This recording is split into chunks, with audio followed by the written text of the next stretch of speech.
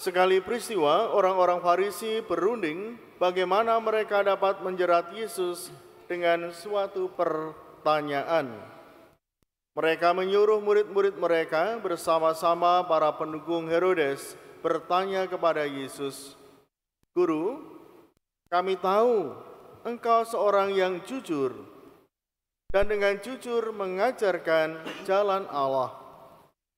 Dan Engkau tidak takut kepada siapapun juga, sebab Engkau tidak mencari muka. Katakanlah kepada kami pendapat-Mu. Bolehkah membayar pajak kepada Kaisar atau tidak?" Tetapi Yesus mengetahui kejahatan hati mereka. Ia lalu berkata, "Mengapa kamu mencobai Aku, hai orang-orang munafik? Tunjukkanlah kepadaku mata uang untuk pajak itu." Mereka membawa 1 dinar kepada Yesus. Yesus pun bertanya kepada mereka, "Gambar dan tulisan siapakah ini?" Jawab mereka, "Gambar dan tulisan Kaisar." Lalu kata Yesus kepada mereka, "Berikanlah kepada Kaisar apa yang wajib kamu berikan kepada Kaisar, dan kepada Allah apa yang wajib kamu berikan kepada Allah." Demikianlah Injil Tuhan.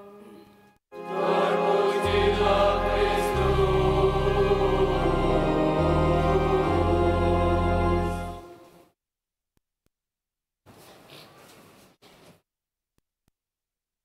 Ibu, Bapak, Saudara-saudari, beberapa waktu yang lalu ada sebuah keluarga yang minta pemberkatan tempat usaha mereka.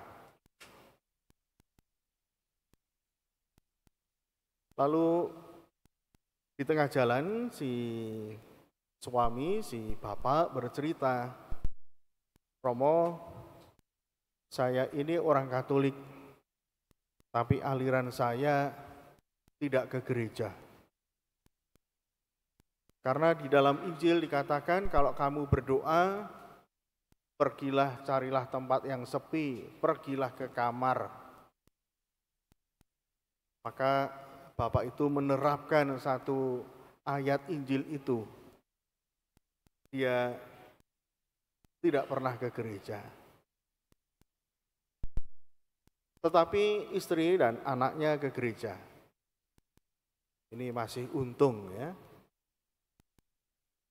Bapak, Ibu, Saudara-saudari, lalu saya bertanya kepada Bapak itu, "Pak, kenapa memanggil saya untuk pemberkatan ini?"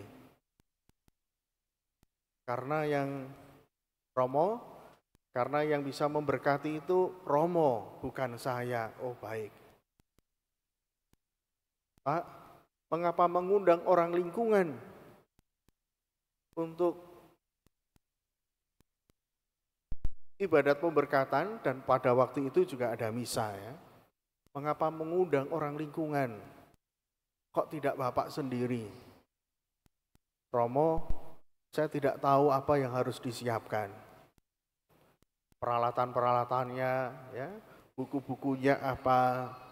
Maka saya meminta tolong mereka." "Oh, baik." Saya katakan, sebenarnya kalau peralatan saja bisa pinjam dari paroki, Pak. Bisa disiapkan sendiri, belajar. "Wah, nanti tidak rame, Romo, hanya kami sendiri."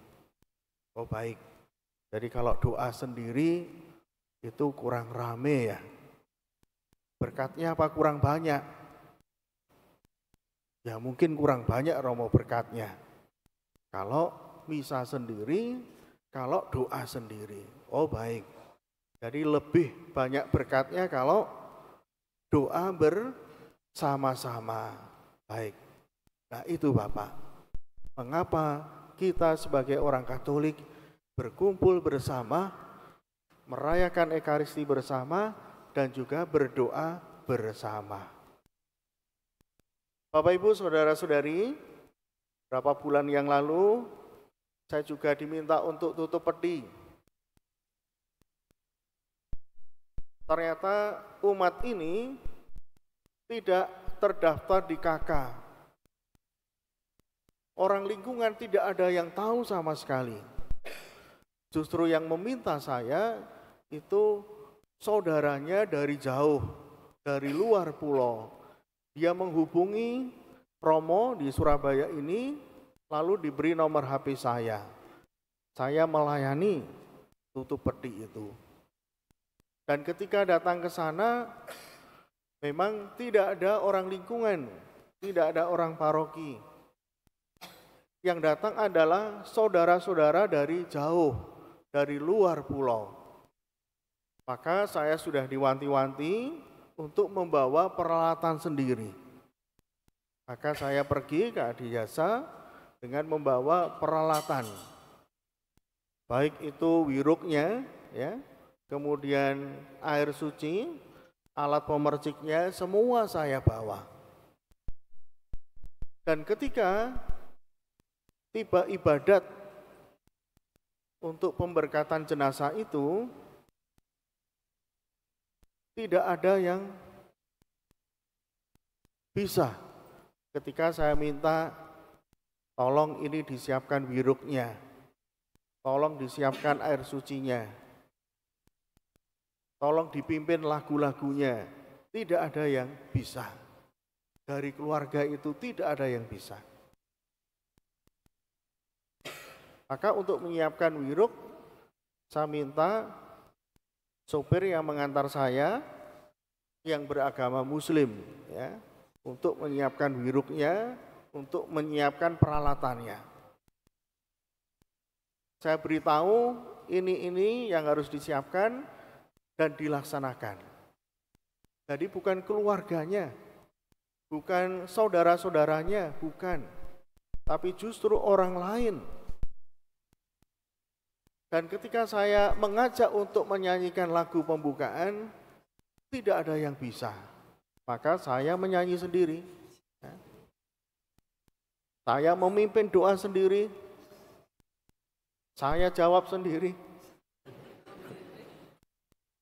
Nah, ini yang agak aneh ini. Pengalaman saya menjadi seorang imam, akhirnya ya saya lakukan semuanya sendiri. Mereka berdiri di sekitar peti jenazah dan hanya diam saja, ya. Bapak Ibu, saudara-saudari, apakah yang saya ceritakan ini ada kaitannya dengan bacaan Injil hari ini? Ketika Yesus ditanya, apakah mereka harus membayar pajak? Persoalannya sebetulnya bukan hanya membayar pajak, tapi Yesus ingin menyadarkan kita bahwa kita ini tidak hidup sendiri. Kita ini tidak hidup di sebuah pulau yang di mana kita bisa mandiri, di mana kita bisa mencukupi kebutuhan kita sendiri, bisa menciptakan pekerjaan sendiri, mendapatkan uang sendiri, ya, mendidik anak-anak sendiri, tidak. Hidup kita selalu berkaitan dengan orang lain. Maka kita juga harus bekerja sama dengan pemerintah. Karena pemerintahlah yang membantu kita. Pemerintah yang memberikan keadilan, keamanan, perlindungan kepada kita. Juga tentu saja ada pihak-pihak lain, ada pihak-pihak swasta. Bahkan lebih dari itu, ada orang-orang yang mau tidak mau, kita akhirnya juga bersinggungan, bekerja sama, mungkin juga berinteraksi dan lain sebagainya. Maka apa yang diajarkan Tuhan Yesus kepada kita adalah, mari kita penuhi kewajiban kita. Bahkan lebih dari kewajiban. Kita saling menghargai, saling tolong-menolong terhadap sesama kita, terhadap pihak-pihak lain, di mana kita tidak hidup sendiri. Kita ada bersama dengan banyak orang. Mungkin bagi saudara-saudari yang sekarang sedang kecukupan, bisa hidup nyaman dengan penghasilan dan lain sebagainya, tapi belum tentu kita akan bisa melakukan semuanya sendiri. Termasuk ketika saat kita meninggal, tidak mungkin kita akan berangkat sendiri ke makam. Tidak mungkin semuanya kita urus sendiri. Sebelum meninggal semua diatur, tidak. Tentu kita membutuhkan doa-doa dari orang lain, dari saudara-saudari kita. Maka Bapak Ibu Saudara-saudari, pada hari Minggu misi ini kita juga dipanggil untuk keluar dari diri sendiri dan berusaha untuk saling melayani.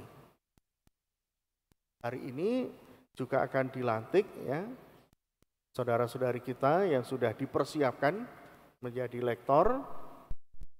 Ada beberapa orang yang pakai seragam putih. Dan ini salah satu panggilan kita untuk melayani di gereja. Bapak Ibu Saudara-saudari, memang tidak semua orang terpanggil ya. Tapi sekali lagi bahwa kita perlu memberikan diri, baik itu di masyarakat maupun di gereja. Kalau Bapak Ibu ditanya apakah Bapak Ibu ingin masuk surga, tentu semua menjawab iya. Tapi apakah masuk surga itu sebuah prestasi? Karena bekerja dengan baik, karena penghasilan yang tinggi, karena skill Anda, kemampuan Anda, karena keluarga Anda tidak. Ternyata hidup kita juga berkaitan dengan sesama. Kita juga perlu didoakan. Bahkan kita juga perlu membantu orang lain.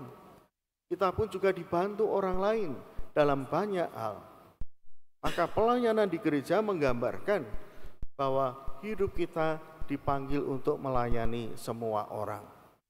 Maka Bapak Ibu Saudara-saudari yang dikasihi Tuhan, janganlah kita menutup hati, menutup mata terhadap situasi di sekitar kita. Juga kita sebagai orang Katolik dipanggil untuk membangun keluarga. Dan di keluarga itulah kita diajak untuk tolong menolong. Karena tanpa orang lain tidak mungkin kita mendapatkan doa yang luar biasa. Tanpa orang lain tidak mungkin kita mendapatkan kemudahan dalam hidup ini, dalam pekerjaan, dalam keluarga dan lain sebagainya. Maka Bapak Ibu Saudara-saudari, diumpamakan dalam sebuah keluarga yang bahagia, itu kalau semua anggotanya terlibat saling melayani. Tidak hanya mamanya yang bekerja, mengerjakan semua, apapun itu. Bukan hanya papanya yang melayani keluarga, tapi juga anak-anak terpanggil untuk tolong-menolong satu sama lain. Itulah yang diharapkan Allah kepada kita semua, agar kehidupan ini di dunia ini menggambarkan kehidupan yang bahagia di surga. Seperti itu adanya. Maka mari kita bersyukur masih banyak orang ya yang tergerak untuk melayani. Meskipun di lingkungan itu tinggal yang tua-tua, lansia, yang sepuh-sepuh, tapi mereka siap untuk membantu siapapun. Datang diundang, mendoakan mereka yang meninggal, bahkan juga datang melayat, membantu mendoakan, dan juga melayani ibadat untuk pemakaman, pemberkatan jenazah, pemberkatan rumah, pernikahan.